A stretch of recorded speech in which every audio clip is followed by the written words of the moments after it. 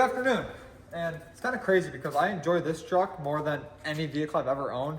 I don't know if it's just because it's a single cab and it now has black leather seats that are power on both sides, or if it's that it has a 12-foot flatbed on it. We have a lot in store for today on this truck because obviously I am using this to tow because I obviously have to retire my mega cab for now, and it's not here. It's very far away. So this truck will have to do for now until that truck is back. So today we are working on getting that cab ready to get painted. And then we're working on getting some more parts on this truck for the time being until I get that finished. Making this truck ultimately just how I want it exactly to tow with, making sure it's reliable. Right now, it's been a great truck to me. I've only put about 1,200 miles on it since I have bought it.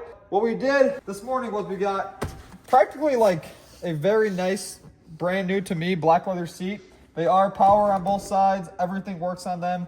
The only thing I don't like about these third gens is that this thing right here is a manual, like to recline it and stuff. But for a third gen, these seats are very nice. We also went ahead and got a wood grain dash bezel for it. And eventually when we get the interior all swapped out, it will be all complete black leather. Having the wood grain bezel makes like the driving of this truck feel so much better because I'm not looking at like a black textured ugly bezel on it. It's actually like pretty nice to me now because I love wood grain, and eventually we'll have wood grain door panels inside of it, which isn't going to be easy to make happen, but I've seen a lot of people do it, how they take this center section out, slap a center section in off of a different door panel, which we have everything to do that. But one thing we are trying to figure out right now is all the harnesses to make this a power door, because pulling up to a drive-thru or anywhere and cranking the window down, it's embarrassing. Personally, I know some people like the crank windows. Me personally, I'd rather hit the button once and watch my window roll down. But we are getting a lot of stuff done to this truck, and I'm like super excited for this build. The topic of today and right now is my cab. So if you guys didn't see the last video, we picked up a complete rust-free cab for the third gen because that one has a small rust hole to the corner, but I'm a firm believer that when you have rust, you have it forever. There's really no good way to get rid of rust because it just spreads. Today, we're going to get more work done to this to be able to get it ready for paint and get that installed on that truck. Right now it weighs like 2 pounds, which is nice because when we first took it off the trailer, it was very heavy. I picked it up with the excavator, almost dropped the cab, but we don't want to do that. As you guys can see, it has rust-free doors on it. Down here we do have one gouge, and personally I don't want to do a lot of body work. I needed black single cab door panels for the truck, and I actually went to the junkyard up in Chicago yesterday, and we were looking for a front bumper, but somehow we came home with 2 doors that are rust-free. This is for the truck, also for the interior. It's the black back, like, firewall piece for the truck, because right now mine's gray. And my end goal is to have all black leather, all black interior inside of that truck. And right now, I'm pretty sure we have everything to do so. First things first, when it comes to the interior swap, I want to have the wood grain panels on it with all power stuff. What that means is this panel will not fit on a single cab because on the single cab, the doors are a little bit longer. As you guys can see right here, this panel stops right here behind this corner. On the single cab, you have this extra 6 to 8 inches of door panel.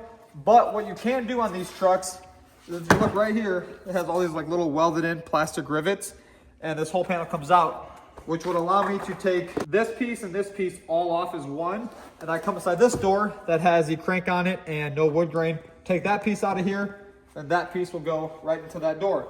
A little bit of work to get that done. We will then be able to put the power switches inside of it for power windows, power locks. Unfortunately, when I bought this door, the glass kind of got shattered. I don't know why, but I've had a thing for shattering glass lately. We shattered out that back window. We somehow shattered this at the junkyard. The skid steer window got shattered out yesterday. It just hasn't been a good day for glass. We got glass there. We have glass on the truck already. And we have 2 rust-free doors. Practically 2 rust-free, dent-free doors.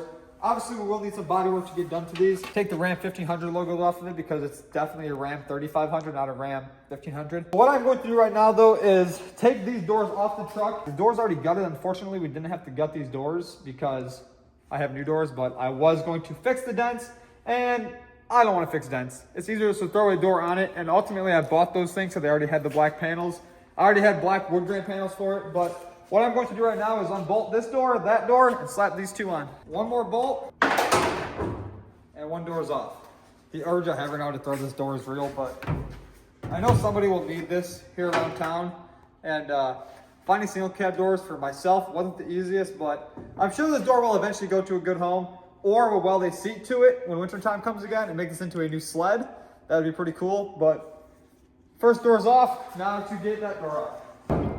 Door number 2 is off. These things are way lighter with nothing inside of them. I know when I took these ones off yesterday, they're little anchors. And yeah, we might as well push this through now because this door has to be gutted as well. Now we're gonna have mixed match doors. We're about to have black fenders for it, I guess. We need a cowl hood for it. One bolt should hold it in, right? We got both of the doors on, and obviously I was saying the Ram 1500 logos are just not it for this truck. I'm sure there's a way to take these off, but we'll work with what we got. We don't really care about the paint. Bro, we don't gotta sand it. We can just burn the paint off. What if we just go light this thing on fire? It would be ready for paint then. If we light it on fire, let it burn, power wash it, prime it, then paint it. Because let's be real, Ethan. Where do you see any dents at? There aren't any, I know. But I'm sure there's other ways to take these things off. Obviously, I'm not a body shop. I know the basics of doing body work. I'm not a fan of doing body work, but I mean, that got the R off. That got the A off. The urge I had just to start burning this thing. What would even burn? There's nothing in it to... The metal's not going to catch on fire. If we put it in a bucket of lava, it would melt. But we have nothing to light on fire. Unless we grab some wood and start like a campfire in the middle, burn all the paint off.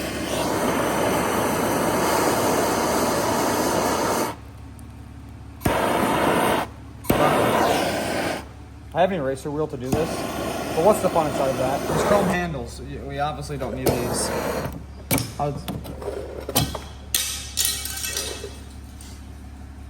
They really have covers on this truck for the handles. That's like something off Amazon.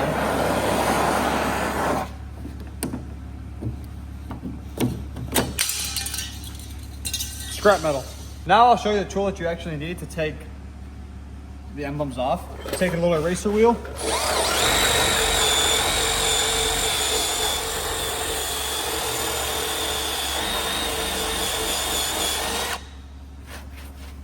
Look at that. Rubber's off the 0, the O. Now it's a Ram 150.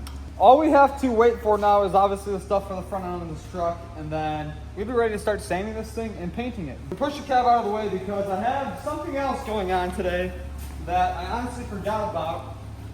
We have a project to do to the 3rd gen because in the last video you guys seen, the Radiator decided that it wanted to leave the chat. Okay, now, you know, everybody's heard of Temu, and I got bored one night and just started ordering stuff on Temu, and this was like 2-3 weeks ago. Forgot about it, and we have some boxes now. I really don't know what it is, besides obviously these are white LED chicken lights, funnel of some sort.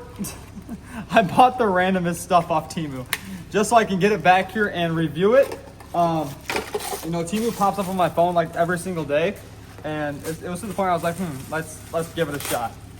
We got hooks for calipers, and now I honestly don't know what any of this stuff is. Oh boy, this ought to be good. Ratchet wrench organizers. Looks like a fork of some sort that I bought for what reason, I don't know. I think it's honestly to remove like steering knuckles. What is this? Oh, I know what this is. This is a light that goes on top of your Milwaukee battery. More magnetic. Oh, these are way stronger. More magnetic tool organizers. I can only imagine what this is. Like I said, I just started ordering stuff. Now we can see what it is.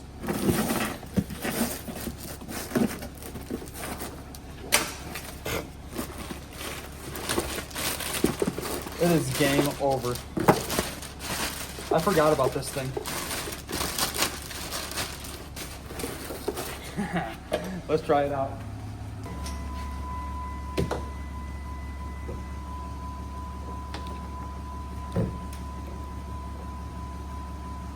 We are now a police officer, construction worker, hillbillies with a 3rd gen flatbed.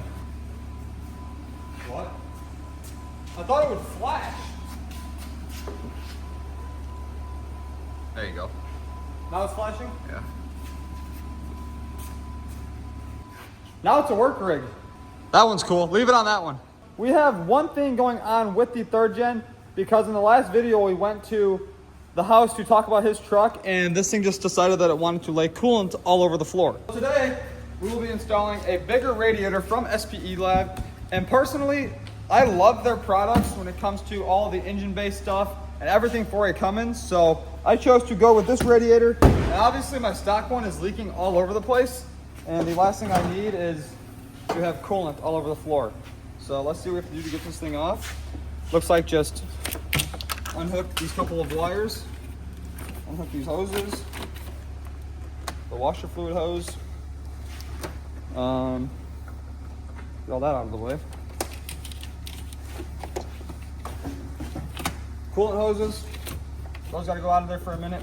We have to pop off the bolt for the fan shroud, slide this one out, slide the new one in, and my truck should run a lot cooler, because right now it runs at about 210 with the trailer. And here we have a brand new upgraded radiator for the 3rd gen, and this should make our truck run a lot cooler in my opinion, because I've never really gotten into, you know, putting all of like the actual proper cooling products onto my build. It's always just make them look cool and send them on their way, but it's about time we actually make our stuff reliable and not just monstrous.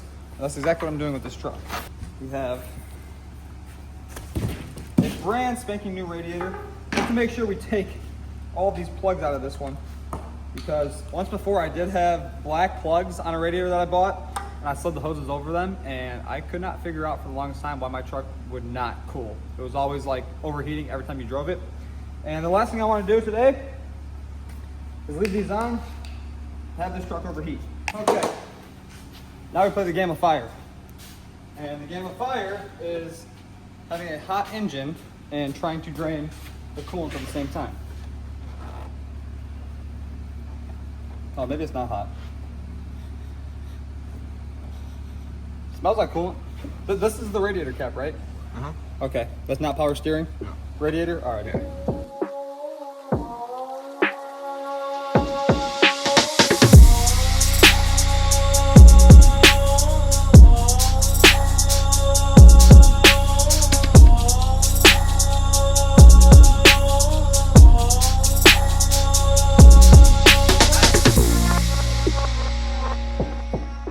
Got the factory radiator out of it, and that is sitting right here.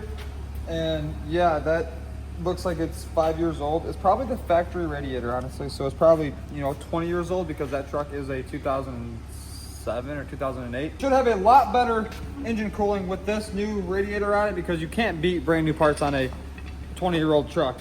But we have to get the new one set into it, get the fan shroud back on, put the transcooler, the AC condenser, which that needs replaced, so we'll probably replace this and this at the same time when the cap comes off of it to get paint job done on it. But yeah, we're going to throw the new radiator into the truck, get everything all hooked back up, fill it up with coolant, and I want to see the temperature difference that this thing has, because I want this thing to be as cool as possible. We might do like a water meth injection eventually, because you know it's a race truck. But let's get that one slapped in and get this thing back out of the shop.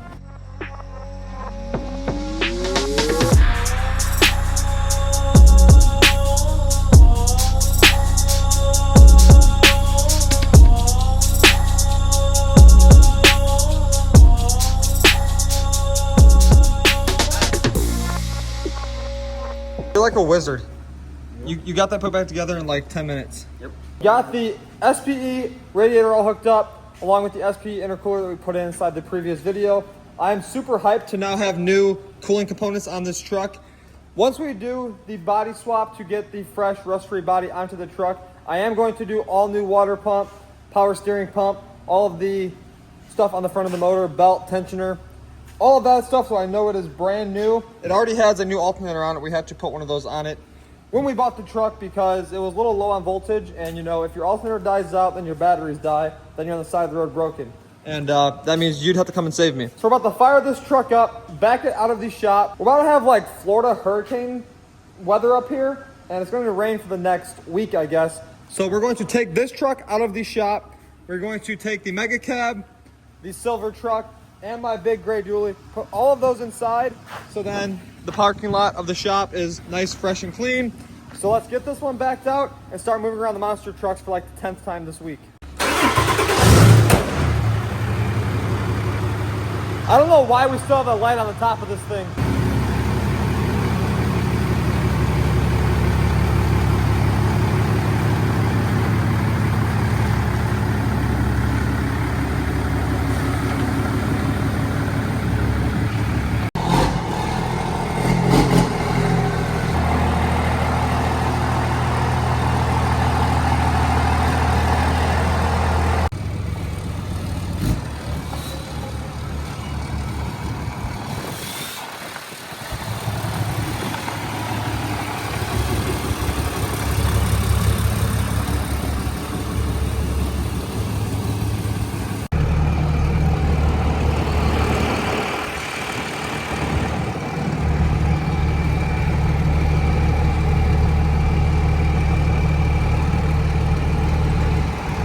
Got one monster truck inside of here, a second monster truck inside of here, and a third, fourth gen monster truck inside of here. And now we have to weigh our options on what we want to work on next. I'm thinking this because I haven't drove this truck in forever. This one I can go do whatever I want with. I can jump it 10 feet in the air. I can take it through a mud pit. It has four-wheel drive when the drop box is inside of it, but powder coated stuff should be back today, sometime tonight for this truck. So you guys will be seeing us completing this truck very soon. And we have a lot of other stuff going on. The Mega Cab will be back next week, I think. I'm actually like really excited for that because I did all that work, lifted it, new wheels and tires. It's on coilovers. It's got a loud ass sound system. We did a G56 swap, and I have yet to enjoy that truck at all this year. Like, I have yet to just get in that truck and drive it with no problems. But I got a text message that there's no lights on the dash and everything properly works. Even cruise control and remote start work on a G56 swapped Mega Cab. I don't know how that makes sense, but I mean, it should work. I mean, everything should work on it, and now it does. But we have a lot going on, so that is going to end today's video. Be sure to like, comment, subscribe, tell your monster truck that I uploaded, and I'll see you guys in the next one.